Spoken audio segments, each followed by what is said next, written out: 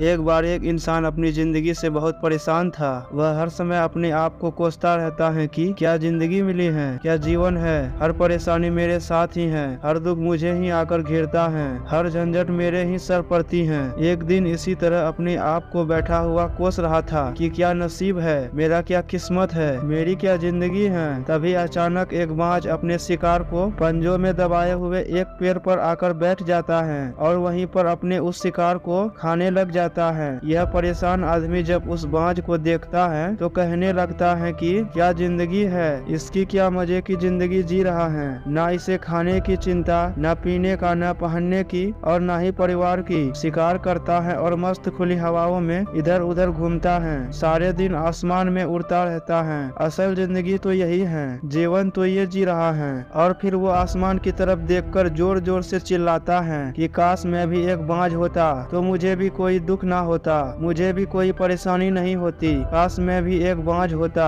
तब वह 2 से 3 बार जोर जोर से चिल्लाने लगता है कि काश मैं भी एक बाज होता तो मुझे भी कोई दुख ना होता, मुझे भी कोई परेशानी नहीं होती। तो अचानक आसमान में बिजली कड़कने लग जाती है और आसमान से आवाज आती है, हे इंसान, क्या ये हमने सच सुना कि तू हमारी दी हुई जिंदगी से परेशान है और तू एक बाज बनना चाहता है। तो उस आकाशवाणी को सुनकर यह इंसान हैरान रह जाता है और आसमान की तरफ देखकर कहता है कि हाँ, मैं सच में अपनी इस जिंदगी से परेशान हूँ, क्योंकि हर परेशानी मेरे साथ ही है, हर दुख मुझे ही है, हर तकलीफ मेरे ही साथ है। तो आसमान से फिर आवाज आती है, हे इंसान, एक बार फिर सोच ले, हमने तुम्हें बड़ी प्यारी जिंदगी दी है, लेकिन फिर भी तू चाहता है कि हम तुम्हें बाज बना दे तो हम तुम्हें बाज बना देंगे। लेकिन अगर एक बार हमने तुझे बाज बना दिया तो हम तुम्हें बाज से इंसान दोबारा नहीं बनाएंगे। तो यह आदमी तुरंत जवाब देता है कि मैंने अच्छी तरह से सोच लिया है कि मुझे बाज ही बनना है, पर एक बार बाज बनने के बाद मैं दोबारा कभी नहीं कहूँगा मुझे इंसान बनना है। तभी ऊपर से आवाज आती है कि जैसी तुम्हारी इच्छा, और वह इंसान बाज बन जाता है।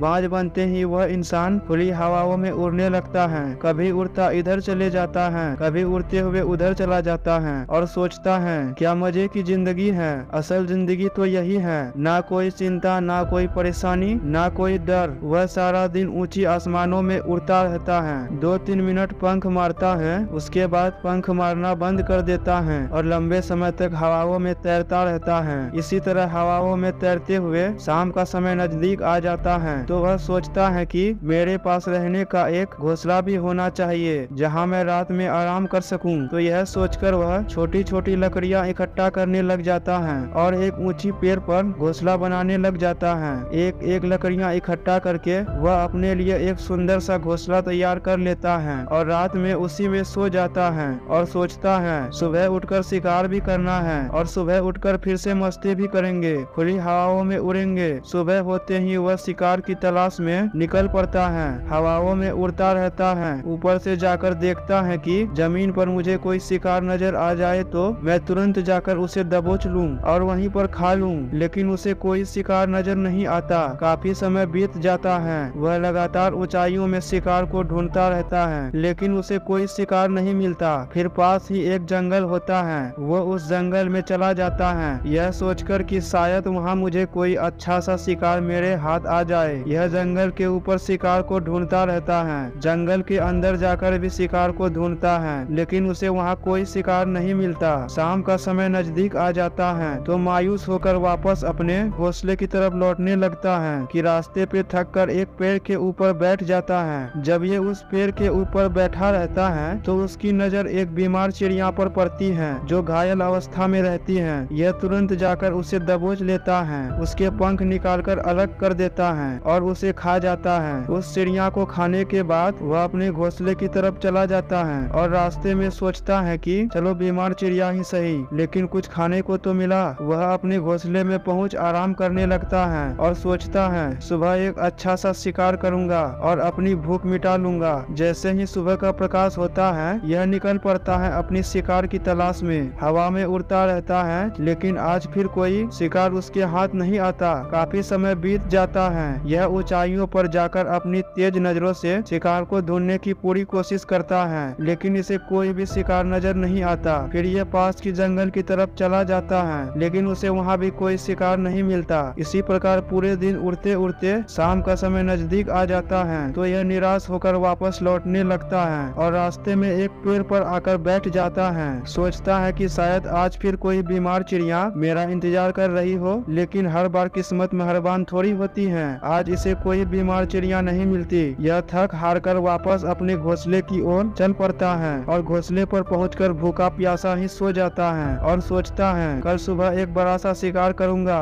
और आज की भूख भी मिटा लूंगा। रात को अपने घोंसले में सोया होता है, गहरी नींद में होता है कि तभी एक भयानक तूफान आता है। इस तूफान की हवा इतनी तेज होती है कि इसके घोंसले को उड़ाकर एक जगह से फेंकता है और उसे कहीं दूर फेंकता है। तो ये जहाँ पर गिरता है वहाँ नीचे एक नोकदार लकड़ी पड़ी होती है जो इसके पंजे में गड़ जाती है और उसे बुरी तरह घायल कर देती है। तूफान के रुकने के बाद बारिश शुरू हो जाती है। तेज बारिश होती रहती है पर यह किसी तरह से पेड़ों के नीचे छुपकर बैठा रहता है। बड़ी मुश्किल से इसकी रात कटती है। जब सुबह होती है तो बारिश रुक जाती है। बारिश के रुकते ही चारों तरफ खुशियाँ छा जाती हैं, चारों तरफ हरियाली छा जाती है। नदियाँ और झरने तेजी से बहने लगते हैं। सब कुछ फिर पहले जैसा ही हो जाता है, लेकिन ये बाज पहले के जैसा नहीं रहा। इसका पाँव बुरी तरह से घायल हो चुका है। इसके पंजे में जो लकड़ी लगी थी उसकी वजह से इसका पंजा बुरी तरह से छद बिछद हो गया है। और मैं आपको बता दूं, बाज का जो पंजा होता है वह उसके शिकार को पकड़ने के लिए बहुत ही जरूरी होता है। इसीलिए बाज अपने पंजों से ही अपने शिकार को पकड़ता है, दबोचता है और फिर अपनी चोंच की मदद से नोच नोच कर खाता है। लेकिन अब इस बाज का पंजा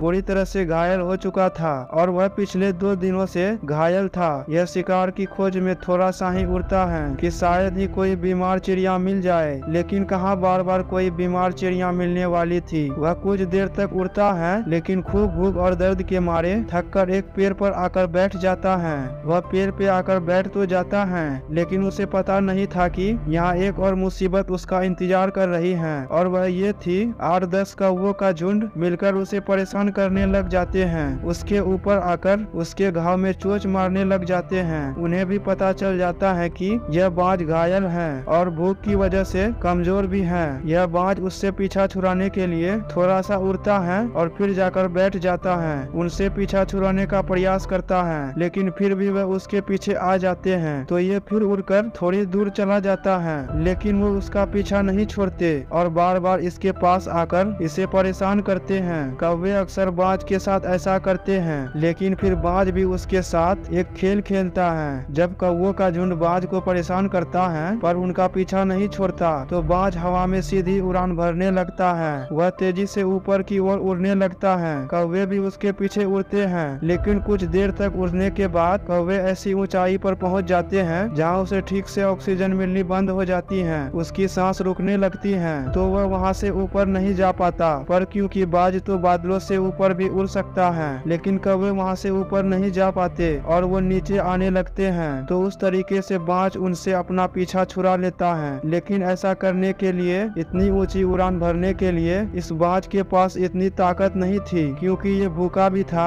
और घायल भी था। तो ये उड़ता थोड़ी सी दूर जाकर बैठ जाता और कौवे फिर से आकर उसे परेशान करने लग जाते। इसी तरह भूख और घायल हालत में एक दिन गुजर जाता है, दूसरा दिन गुजर जाता है, तीसरा दिन भी गुजर जाता है लेकिन इस बाज की हालत में कोई भी सुधार नहीं हो रहा था। हालत बद से बदतर होते जा रही थी। चौथे दिन जब ये बिल्कुल खत्म होने पर आ जाता है, इसके अंदर बिल्कुल ताकत नहीं बचती और इसका शरीर साथ छोड़ने लगता है। तो ये किसी तरह से उड़कर पास की इंसानों की हॉस्पिटल होती है उसके छत पर आकर बैठ जाता है और वहाँ से आने जाने वाले मरीजों को देखता है और अपने आप से कहता है कि काश आज मैं एक इंसान होता तो ऐसी छोटी मोटी जख्मों का हॉस्पिटल में इलाज करवा लेता या किसी को बता देता कि मैं भूखा हूँ, परेशान हूँ, मेरे साथ ये परेशानी है। लेकिन आज मैं एक ऐसा बेजान परिंदा हूँ जो किसी से कुछ नहीं कहता, किसी को अपना दुख नहीं बता सकता, किसी से कोई मदद नहीं मांग सकता। यही बात सोचकर वह उसी छत पे अपना दम तोड़ देता है। वह अपनी जान की कुर्बानी तो दे जाता है लेकिन साथ ही साथ हमें ये सीख भी दे जाता है कि आपको जैसा बनाया गया है, आप जैसे भी हैं उसी में खुश रहें और उसी में बेहतर बनने का कोशिश करते रहें, ना कि उस बात से परेशान रहें कि काश मैं ऐसा होता, काश मैं वैसा होता,